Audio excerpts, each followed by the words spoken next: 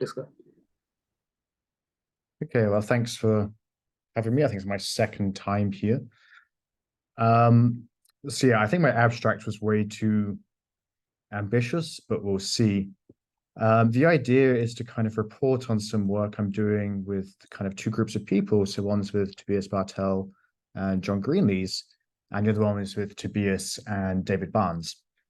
And basically, I just want to report on the progress we're making on these kind of categories of rational G spectra to show you some of the techniques we're using and to kind of show where the kind of the program of what we're doing is heading towards. So I'm going to be, oh dear, sometimes let me select the pen. There we go. So I'm going to write SPG throughout for the category of rationalized genuine equivariant G spectra. I will tend to drop the Q, otherwise things just get a bit too messy. So this guy is a TT category with smash product and this. I've not told you what G is yet, right? So for now, let's G could be finite. And we know a lot in this situation. For rational G spectra, we'll see in a minute, the category just splits up into some very nice pieces. There's not much to be said. And there's two ways to generalize a finite group. Well, more than two ways, but one is to look at compact Lie groups. So I kind of see this as adding kind of some sort of height to my group, right? Add some tori in there and kind of add some dimensionality. So when I'm talking about compact Lie groups, this will be joint work with Tobias and John. And the other way I can generalize a finite group is kind of in almost like a wider direction. I can add sort of continuity going wider. And I'll make that explicit later, but these are profinite groups. And anything I say about profinite groups will be joint work with Tobias Barthel again and David Barnes. And I've done my alphabet incorrectly there, but never mind. And why are these two directions interesting? Well, there's a common generalization of both, which I expect we'll generally end up looking at eventually. So here we just have kind of compact Hausdorff groups. So somehow this kind of is like some sort of push-out diagram with these guys at the bottom. And the idea is by having a good understanding of the compact Lie case and of the profinite case, maybe eventually this compact Hausdorff case will be accessible to us. And let's just jot down some examples that we might see throughout on both sides. So in the compact Lie case, kind of have our favorite guys, you know, SO2, O2, maybe n-dimensional torus will make an appearance at some point. SO3 might turn up, we'll see. And on the profinite groups, I'm thinking of groups like ZP, so the p-adics, ZP cross CQ, where P and Q differ, ZP squared, it's a perfectly nice guy to look at, and maybe some like SLN of ZP. So these are the types of groups that I have in mind for today. And what's the goal? So the goal is to understand, don't know what that spelling is, understand the Balmer spectrum of these guys. And what do I mean by understand? I really mean kind of have some topological understanding.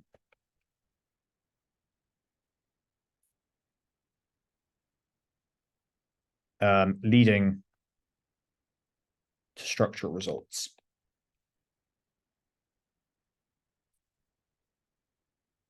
So in the first part of the talk, I'm going to list some kind of topological properties that the Balmer spectrum may or may not have, and what it can do for us if they do have those things. And then in the third part of the talk, I'll talk about compact Lie groups, and the final part, the profinite, and we're just going to see how they're similar and how they differ. And I guess that the why should I care about these guys at all? And why do I care about these topological properties? I mean, the eventual goal, as always with these rational G spectra, is to kind of build nice algebraic models for these categories. And this talk today can be seen as kind of a report on some progress we're making towards building algebraic models, especially in the compact Lie case. And just a reminder before we continue, when G is finite, the Balmer spectrum of rational G spectra is just sub G mod G, and this is with the discrete topology.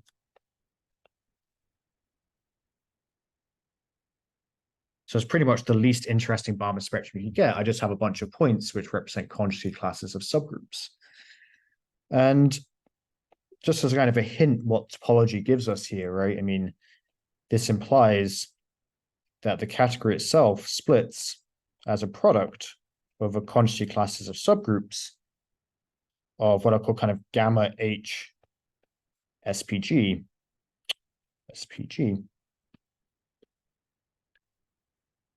So this is spectra with geometric isotropy exactly at H. Okay, so the spectrum is discrete, so therefore the category has idempotence, and I can split them off, and the category itself just splits as a product in this case. So we're going to see kind of in general how the topology lets us do this kind of splitting, and the splitting is going to be a key part in building algebraic models. So let's kind of start in section 1. I'm just going to recall some general TT facts. Obviously, this is, well, triangulated seminar, so I hope a lot of this will be familiar for people. If something isn't and you want to know more, just yell at me and I can tell you some more. So in particular, we are interested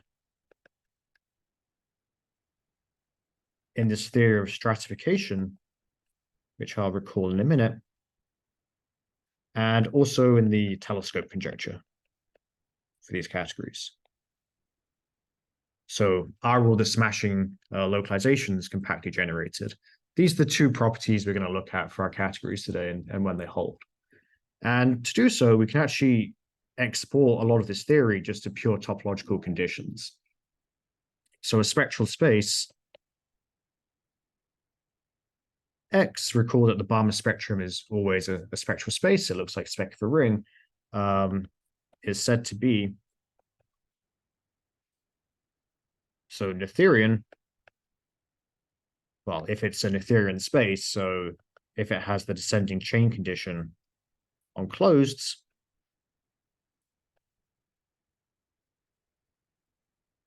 it's going to be generically Noetherian.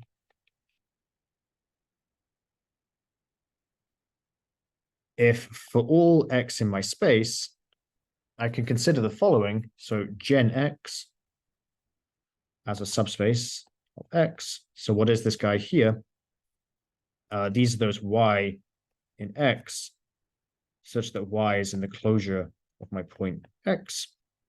So this is gen X. So I can ask for this if blah, blah, blah is a Noetherian subspace. Okay. And 3 is going to be weakly Noetherian. And this is if for all X in X, I can write X, the singleton, as U intersect V, where U and V subsets of X are Thomason. And just a reminder, Thomason means that V is some union of the V lambdas, where V lambda is closed with quasi-compact complement. Okay, so I've given 3 different levels of Noetherianness here. They are actually levels.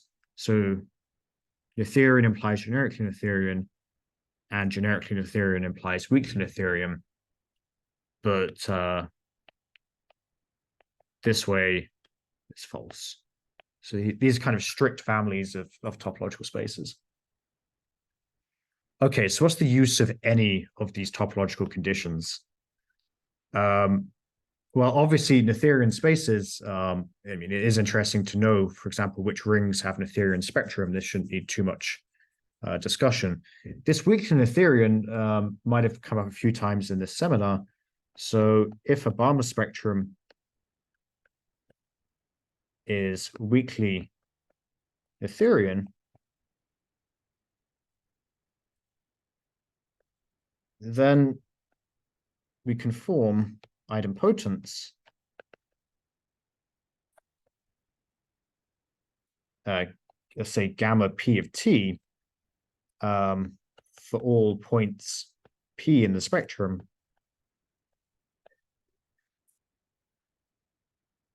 which detect support exactly at this prime p. So how does this work? Well, by Balmer's result, the Thomason subsets are in bijection with the thick tensor ideals. So for any Thomason subset, I can cook up a localization. And essentially, there should absolutely be a complement here, sorry. So if X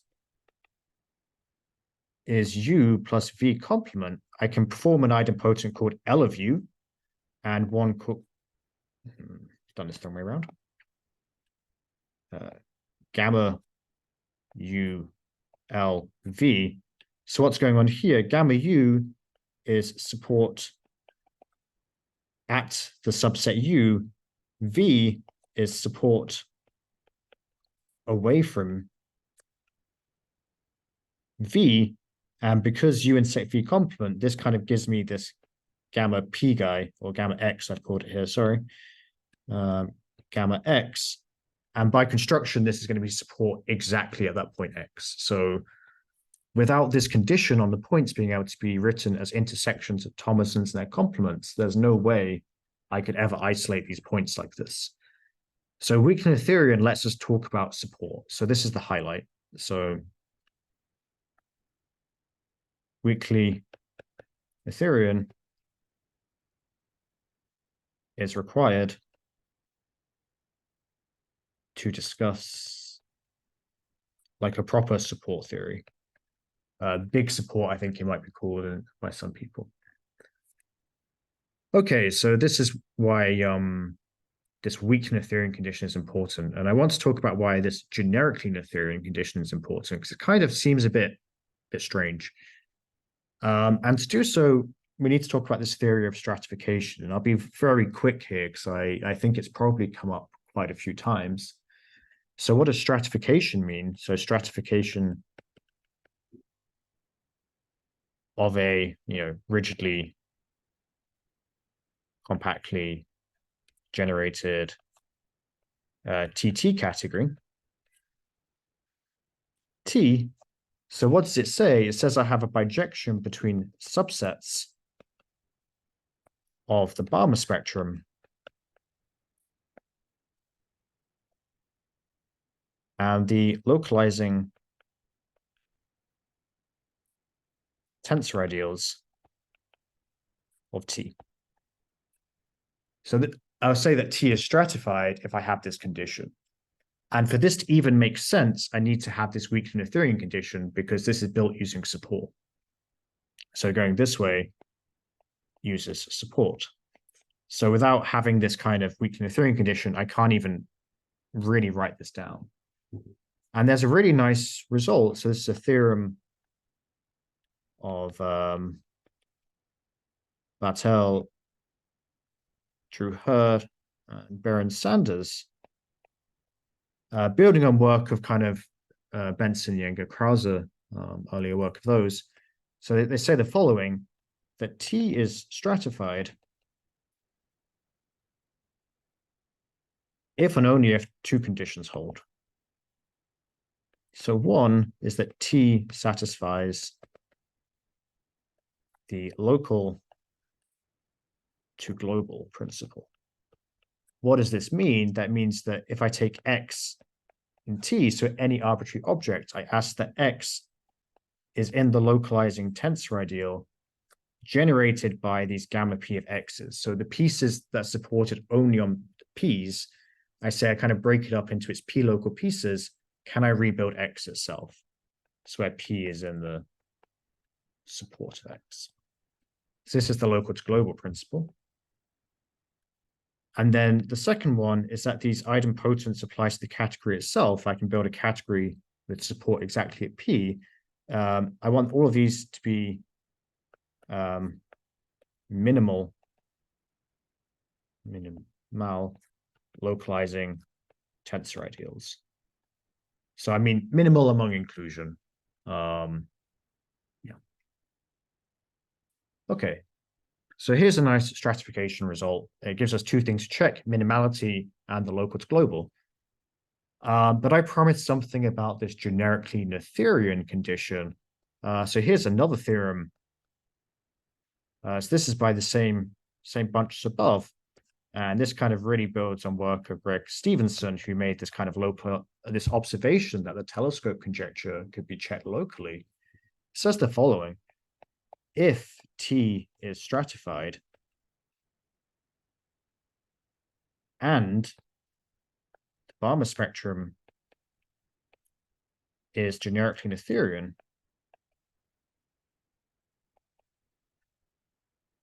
then T satisfies the telescope conjecture.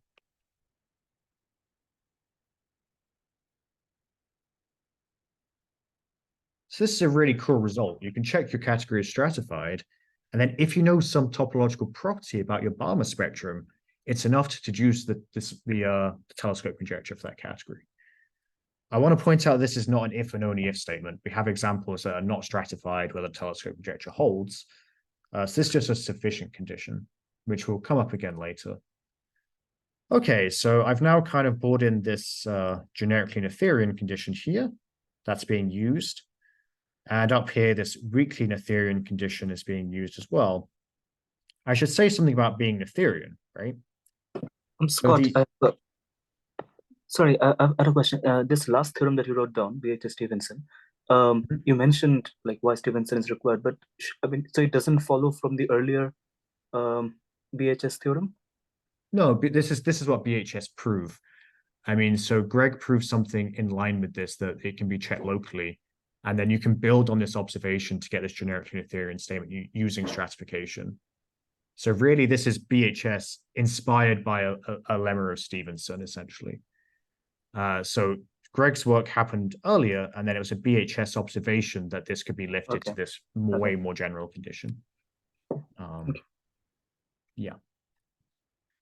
So the next topological idea that I want to put into play is the following: is the fact that the local to global principle, as stated above,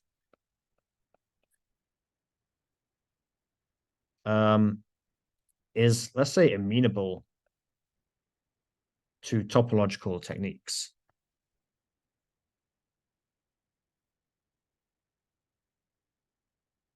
What do I mean by this? Well, I mean we have quite a few theorems that say if your Balmer spectrum has form X, then it has the local to global principle. So here's, just so I can write it down. So example, if the spectrum is Noetherian, then we have the local to global principle. So somehow this local to global principle is picking up on the topology of the Balmer spectrum. And it actually gets a bit more intricate than this. So again, Greg Stevenson had the following paper, like local to global and dimension functions for TT categories. He says the following, that if the Balmer spectrum admits something what he calls a spectral dimension function,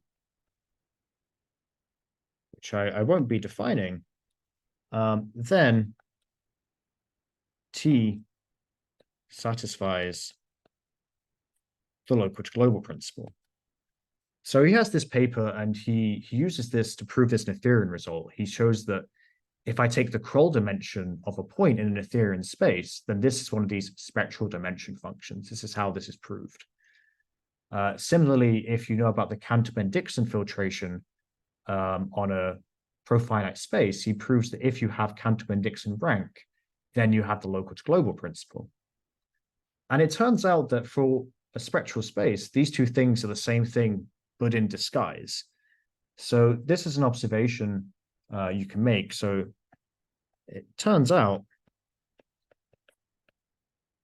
there is let's say, a universal, one of these spectral dimension functions. And how does it go? So if X is a spectral space, I want to define the following. So it's going to be delta sub T of X.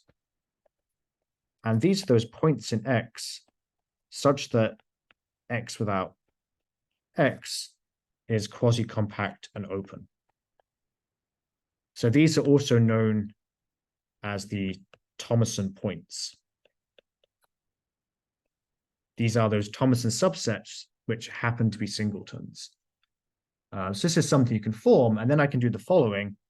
I can just define delta naught of T of X to be X, and then delta lambda T of X, lambda plus 1, lambda some ordinal. This is going to be delta T of delta T lambda of X. So I have this recursive process, and all I do at every stage is I look at my spectral space, and I peel off all the Thomason points, and then I'm left actually with a new spectral space. And I do the same thing again.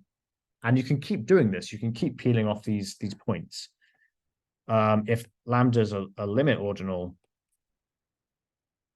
then you can do, the usual thing. I just take the intersection of those v's less than lambda. So I have this iterative process of kind of filtering a space. And we're actually interested is if there exists some lambda, so just some ordinal, and for us, this is always a finite number, like just some n. So if there exists something with this being empty, so what I'm saying is if I peel off these Thomason points, eventually I end up with nothing. I can exhaust my entire space by doing this. Then we're going to say that X is, and here's a new word, we're going to call it dispersible. For those of you who know about spectral space theory, X is dispersible if and only if the Hoxton dual of X is scattered in the usual sense. But this is just an aside remark. All I want to point out is I have a way of kind of peeling off these points one by one and eventually covering my whole space. And thanks to Greg, we have the following. If this is dispersible, then we're going to have T has the local to global principle. So it's just a nice way of saying if my space has this, then it has the local to global principle. And what's really cool about this, so here's a theorem. So this is me, Toby, and John. We say that if this guy is dispersible, so before I write this down, let me just kind of talk about the local to global again. I mean, this is an object-wise statement, right? So if I take an object X, I can reconstruct it from its local factors, these gamma P of X's. And the point of the theorem I'm about to write down is that this has a categorical analog. So if this is dispersible, then T has what we like to call the categorical local to global principle. And just to be very short about this, this means that T can be rebuilt out of these gamma P of T's. I'm not going to go into any more detail about this, but At the start, I pointed out when G was a finite group that the category split into these nice little factors. And I'm saying that we now have a condition, if T has this dispersibility on its spectrum, we can actually decompose the entire category into these pieces supported at exact primes. And I think hopefully you should be able to see kind of the allure of this if I want to build algebraic models for these categories. If I can split it up into these individual pieces, algebraicize all of them, and then show that the rebuilding is algebraic, I've managed to build an algebraic model. So this is why this is important. Okay, so this was a very rapid Sorry, tour could through I ask a some. question? Of course. So when you say rebuilt, is that like in a recallement, for instance? Exactly. So what it says is that we can do an iterated kind of recallement procedure. And at each point, because like when I peel off these Thomason points, they're discrete, it means that everything actually splits the product in the kind of iterated recallement as these individual pieces. So it's necessarily a trivial recallement. It's a product decomposition. Or did I misunderstand? No. I mean, for a finite group, it is a trivial recallement. As soon as you get kind of SO2 spectra, it becomes non-trivial. And you have non-trivial gluing involved, given by Tate constructions. Sure, okay. Any other questions? Yeah, I have one more. Yeah. What's exactly the Krull-Schmidt condition? Like, does Krull-Schmidt guarantee L to G, or do you just need like Krull-Schmidt dimension on points? What's the role of Krull-Schmidt? There's no role of Krull-Schmidt here at all. I mean, I said earlier about Krull dimension for a Noetherian space, but here my spaces are going to be wildly non-Noetherian in general. So the Krull dimension was not for the category. No. Okay, I'm misunderstood. Yeah, sorry for the confusion there. Yeah. Okay, so I've just said a load of spiel about point set topology. Let's kind of bring it back to the things we care about. So I'm going to start with section 2, and this is going to be G compact Lie.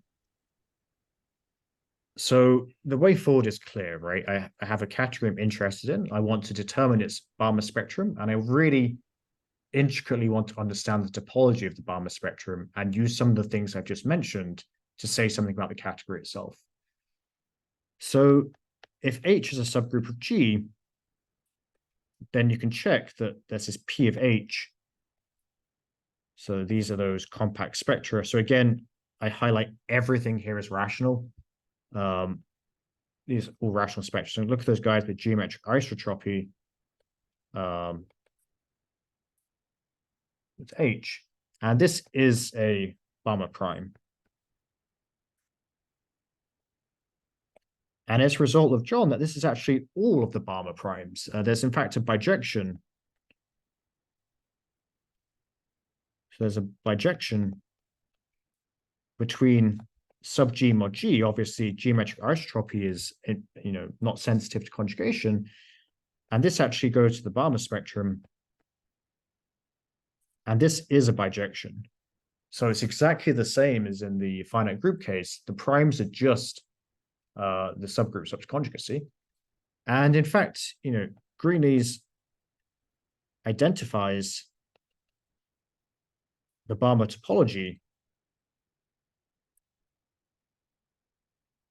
He has a paper and he identifies it as something called the ZF topology. Unfortunately, this ZF topology isn't so fun to work with. Actually proving anything about the topology of this space was proving extremely difficult. So we decided to take a different approach that I'm going to discuss now, because I think the method is actually quite nice. But before I forget, I want to write a very quick aside, because this will be a little fun later. It's a theorem of Palais that for a compact Lie group, so G compact Lie, that sub G mod G is countable. I'm just recording this here for later.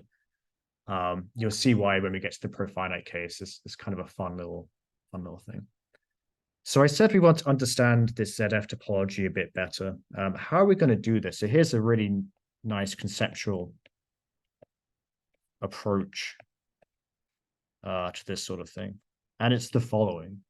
So any spectral space is uniquely determined by the two following pieces of data. So one is its constructible topology.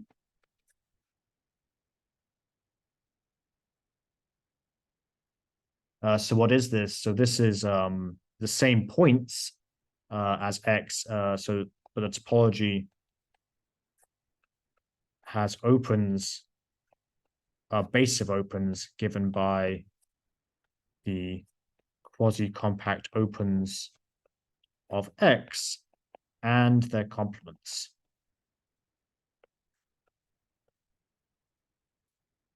Let's call this X con. And a neat fact here, which is important, is that X con is profinite. So given any spectral space, there's always this way of cooking up this profinite space, the constructible topology. And two is the specialization ordering. So this gives a partial order on the points. So X is less than or equal to Y if and only if X is in the closure of Y. So this kind of data, this X con, along with this partial order, it's actually sufficient for me to recover X itself uniquely. This representation here is a theorem of Priestley. So this is called a Priestley space. So a Priestley space is a profinite space along with a suitable ordering. And she proves that there's actually an isomorphism of categories between spectral spaces and between these Priestley spaces. So we lose absolutely no information at all if we instead just want to work out what the constructible topology is and what the specialization order is on a spectral space. And it seems more often than not, that this is actually way more approachable. For the Balmer spectrum, it tells you that you get to know about the ordering between primes, the inclusion order. This is the specialization order.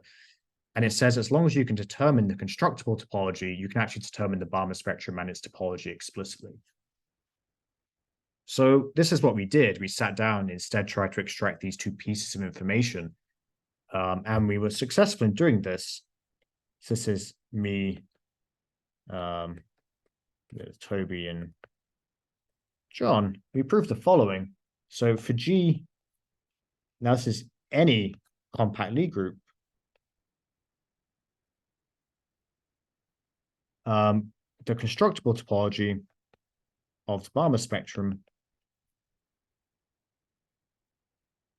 is the sub G mod G with, and then there's, given a compact Lie group G, there's always a really canonical profinite space associated to it. It's the one sub G mod G with the Hausdorff metric topology.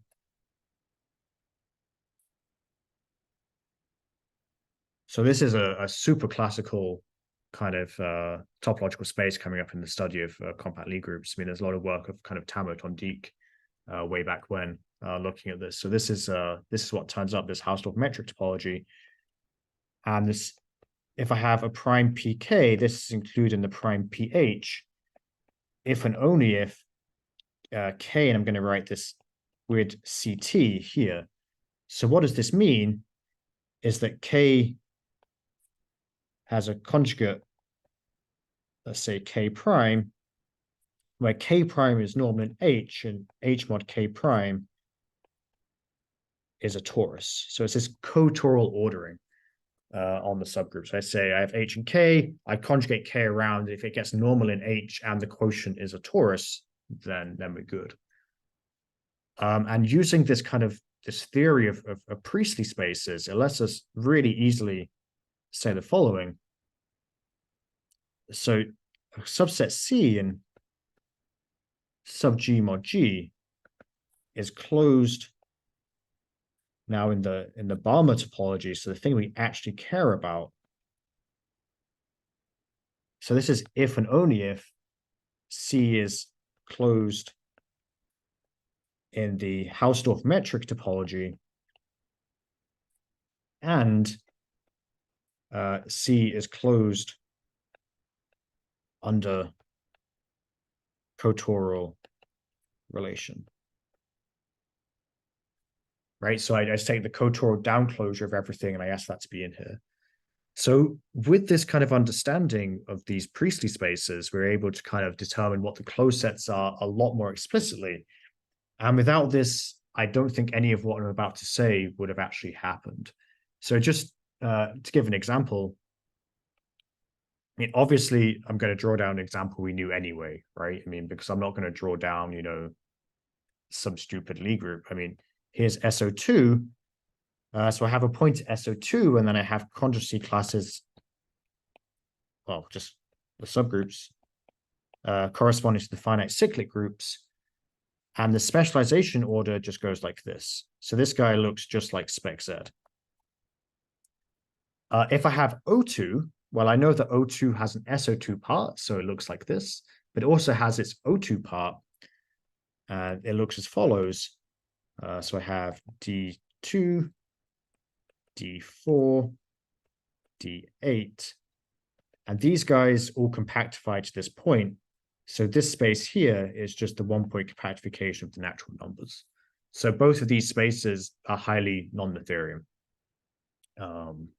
Okay. So we now have this concrete understanding of the topology, and I want to apply some of the stuff I spoke about in part 1 about if the topology has this feature, then the category has this feature, and say something about this category. And I should point out that John actually proved that this category is stratified kind of by hand when he determined the Balmer spectrum. So that's kind of important. So here's the first theorem. So this is the BBG. Let G be any compact Lie group. Then the Balmer spectrum is dispersible. So this implies they get kind of this categorical local to global principle. So this, I mean, some of you might be aware that kind of John has for a long time had this conjecture that for any compact Lie group G, that the category of rational G spectra admits an algebraic model. There's a few known cases of this. So for tori, it's known, for O2, it's known, and for SO3, it's known. However, this theorem that I've written down here works for any compact Lie group G. So this categorical local to global, what does it mean? It means that SPG can be rebuilt out of these kind of pieces that see each subgroup. And these all have algebraic models already. This is free WGH spectra for WGH Duval group. So we see kind of this result as a very strong evidence for John's kind of conjecture for algebraic models for all compact Lie groups G. And it came from just being able to work out a topological property of the Balmer spectrum itself and nothing kind of to do with the category that was ambient. And what's really nice here is I said kind of we peel off these Thomason points and eventually we filter the entire space by doing this. So you could ask, at what point does a point get removed, right? At what stage does a certain subgroup get removed? And we have this really kind of nifty result. So if H is a subgroup of G, I want to define T of H to be the following. So I take the center of the identity component of E, and I take the identity component of this. Now, HD, so the group of components of H, acts on this guy here. So this gives me a rational representation. Because it's a rational representation, it splits. So alpha v alpha H. So here, alpha runs over the simple rational representations. Okay, then I know, you know, by Mashka's theorem or whatever, that each v alpha H is just going to be some copies of these isotypical parts. And the height of H, so when it gets removed in this kind of process of peeling off the Thomson points, is actually just the sum of these multiplicities. So we actually have this really simple characterization of when things are going to get peeled off in this process, and therefore where they're actually going to turn up in the categorical locus global principle. So this is the first kind of topological result that we have about the spectrum.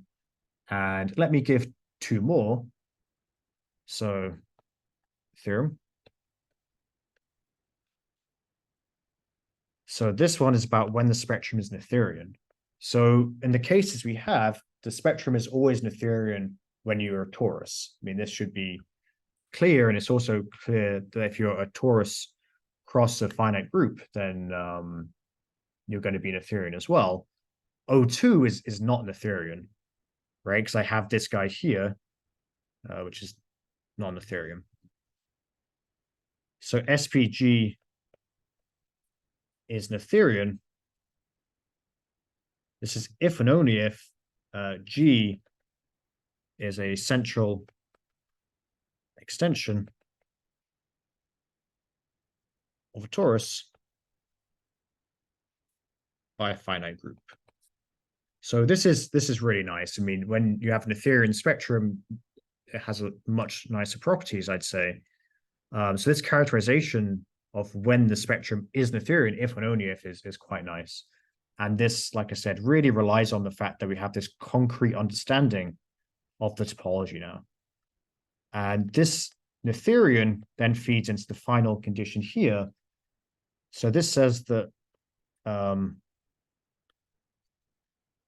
let G be any compact Lie group, then the Balmer spectrum is generically Noetherian.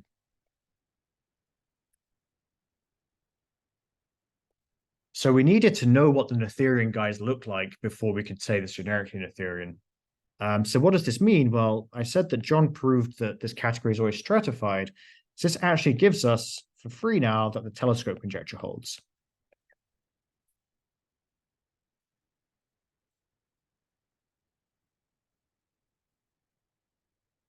So this was not known before. And we got at this by proving a topological result about the Balmer spectrum, which I think is very nice. So to kind of summarize the compact Lie case, I mean, rational G spectra for G compact Lie is always stratified, and it always satisfies the telescope conjecture. So there's not really any bad behavior that goes on. So in the last 10 minutes or so, I just want to quickly run through what goes wrong when I talk about profinite groups.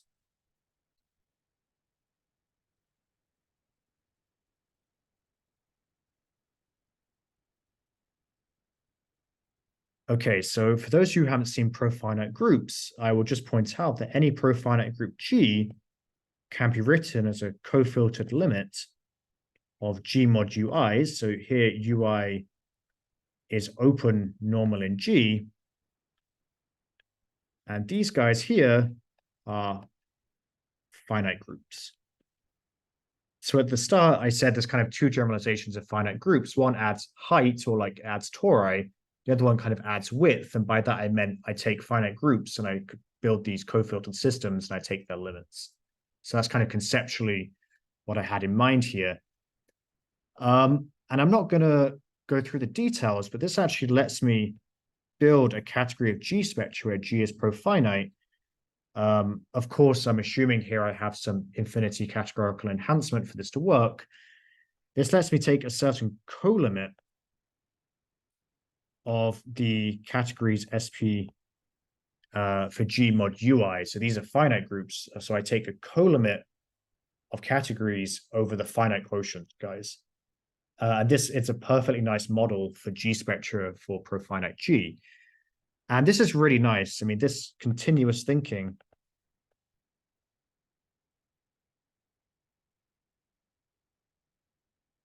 allows us to lift results from finite groups. So, you know, I think the powerful technique for compact Lie groups was this Priestley space point of view of separating the constructible topology and the specialization order. And I'm going to say that the powerful technique I have here for profinite groups is this kind of continuous outlook on the category itself, saying I build the category, I have a co-limit of these other categories. So they're kind of the two key takeaways here. Well, I want to look at the TT geometry of this. So where do I start? Well, there's a lovely theorem by Martin Gauer that says the following. So if K essentially small is the co-limit of some Ki's, then the spectrum of K is homeomorphic to the limit of the spectrum. Okay, so it's saying that the Balmer spectrum is continuous, essentially.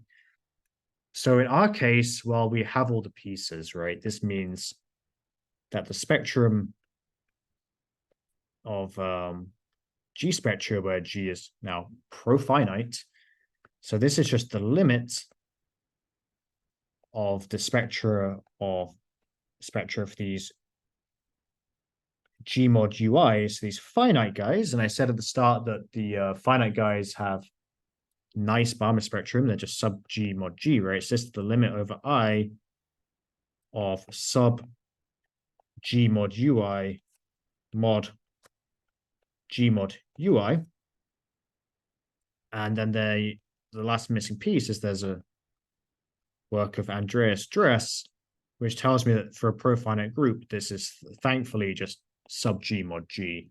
So again, it's the same underlying set as in the finite case and as in the compact Lie case, right? The primes are always a sub G mod G. What are some nice facts about this? So for G profinite, well, I've just taken a limit of finite discrete spaces, right? So sub G mod G is a profinite space. So, you know, compact,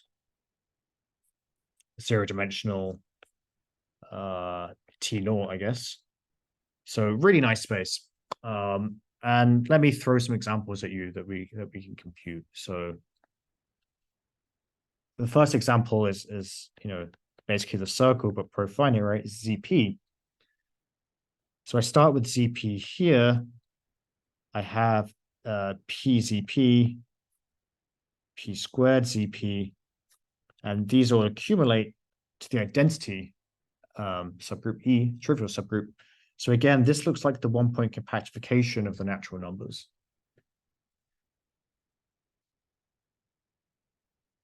If G is ZP cross CQ, where P and Q are different, then sub G mod G is just kind of a product of the two things above. So it's two copies of this one-point compactification times together. And the one that I really like is the following. So if G is ZP squared, then kind of all hell breaks loose. So this space has a name. It's let me write it. It's Balchin space. I'm assuming that probably no one here has heard of this space, so let me describe it to you. I start with an interval between 0 and 1. So this is step 0. Then what I'm going to do is I'm going to do the usual Cantor middle thirds process. So I'm going to delete the middle third. And I'm going to add an isolated point in the middle. I'm going to do this again. So I delete the intervals and add an isolated point in. And this is stage 2. And obviously I can take the limiting process of this. And this is the Balchin space. So what is this?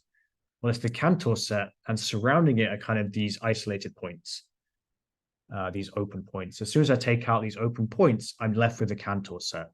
So I think we can agree that the difference between ZP cross CQ and ZP squared is dramatic, right?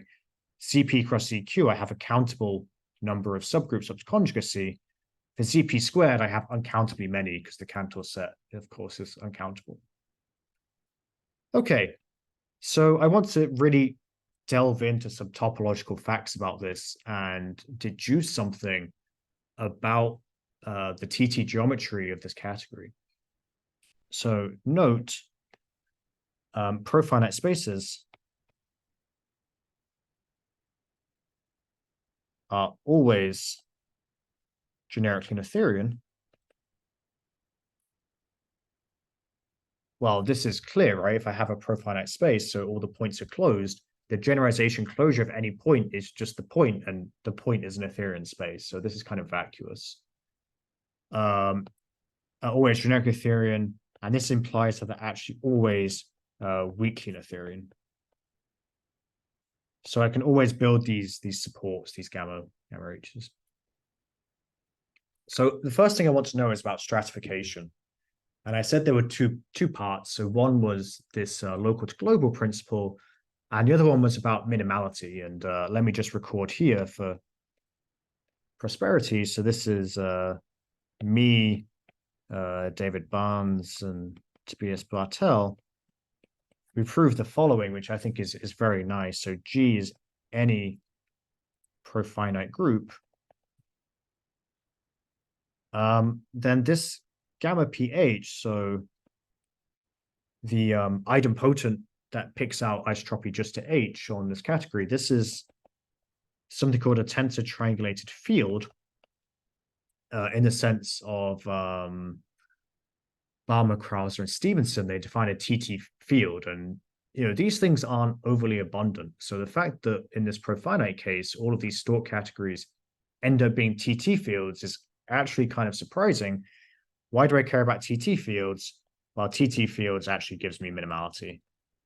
So this minimality condition I need for stratification always is satisfied for any compact Lie group G. So by this work of Barthel, Hurd, and Sanders, this means that I have stratification if and only if T, not T, of course, I mean, so if and only if the local to global principle holds. So we're reduced to checking this now. And I said that the local to global principle was kind of amenable to topological techniques.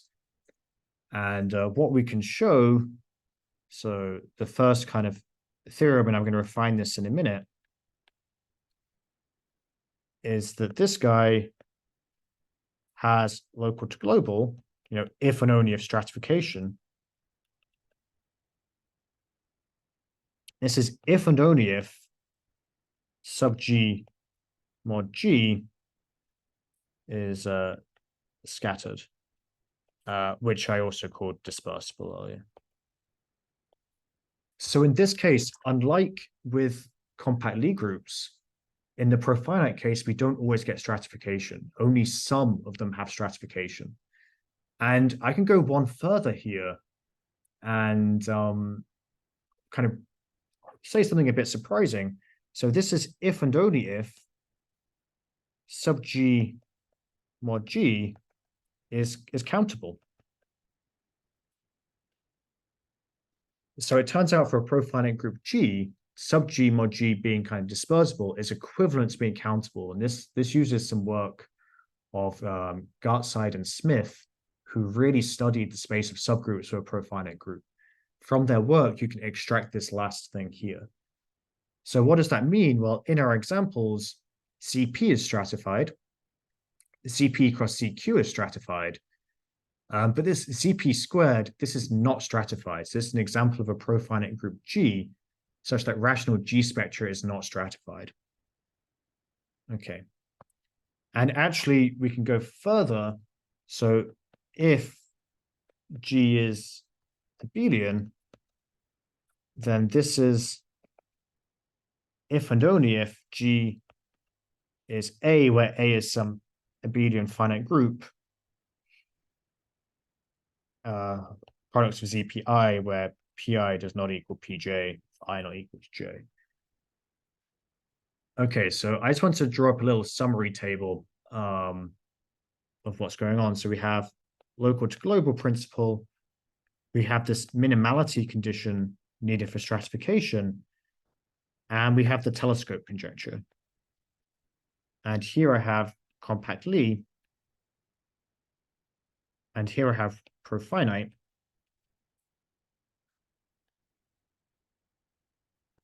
So I always get minimality here, and I always have minimality here. This is fine. So the telescope conjecture we get here, because I was stratified and I was generically Noetherian, this was proved. So we always get a telescope conjecture here. Here, we don't know if we always have the telescope conjecture or not. Of course, when we're stratified, then we can deduce that we have a telescope, but this wasn't an if and only if, so we don't know about this. So local to global always held here, but I'm going to recall now that Palais proved that this is, if and only if sub G mod G is countable, because this always held for a compact Lie group G. And for profinite, this is if and only if sub G mod G is countable. And from this, I mean, you can probably, if I want to now look at these compact Hausdorff guys, I'm not going to fill in this, so I'm not ready to make any conjectures, but you can probably guess what should go in the columns here. So just to recap, the point is that by looking at the actual topology of the Balmer spectrum, you can deduce some very strong results about your category. And to do so, we have a few techniques. We have these continuity techniques to get access to the topology, and also this view of Priestley spaces, so taking a spectral space and separating out its constructible topology and its partial ordering, both give us really good ways of considering the topology. And I'm going to end there. Thank you. Thank you, Scott. Yeah, let's give him a round of applause.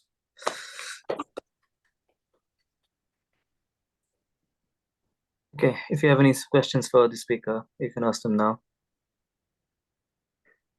including, I guess, requests to fill out the third column. Any questions, anyone? Yeah, so you know that Ayala, Maselji, Rosenblum have this stratification theory? I absolutely do, yeah. Yeah, so in particular, they have this reconstruction for compact Lie G spectra.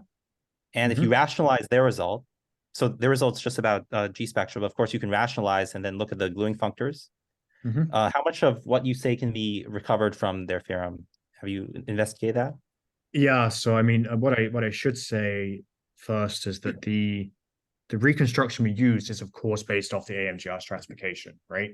We essentially proved that the category of rational G spectra is stratified by the poset N, where N is the rank of the group, right? That's basically the heavy lifting we're using. So in their paper, they have two things. One is they say that any TT category, you can look at the stratification given by the poset of the Balmer spectrum, right? That's one thing they say. And the point is this isn't sufficient because they've forgotten about the constructible topology, which you need to also recover the space. But more related to your question is they have this stuff they have this example of S1 spectra, right, where they do the stratification for S1 spectra. But the poset that they use there is the divisibility poset of N, right? So this isn't a down finite stratification, so they don't get a reconstruction theorem from it. If that makes sense. Okay, yeah, thanks. Yeah. So it's mostly about them not incorporating the entire Balmer topology, just using the constructible topology, the constructible topology on the Balmer topology is what you were saying. Yeah, so essentially what I say is like AMGR have the abstract results to build these reconstructions, and then kind of what we're bringing to the table is this fact that there exists a very nice stratification to take, but you have to do some work to prove the stratification works, essentially. Yeah.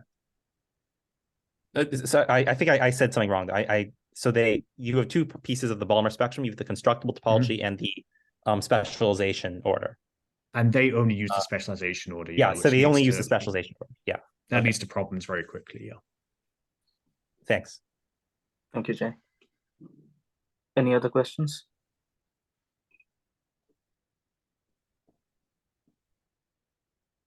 Let's see.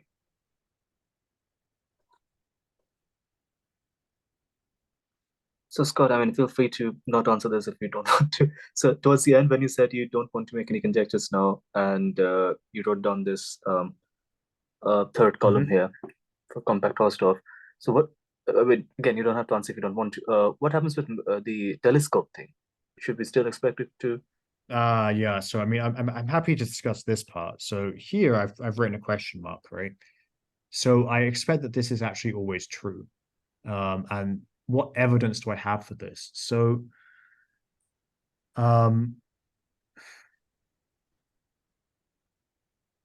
so there's evidence to show this, and it actually builds on work of I can stop recording. Sylvia. Yeah. Okay, let me. Yeah, let's stop recording.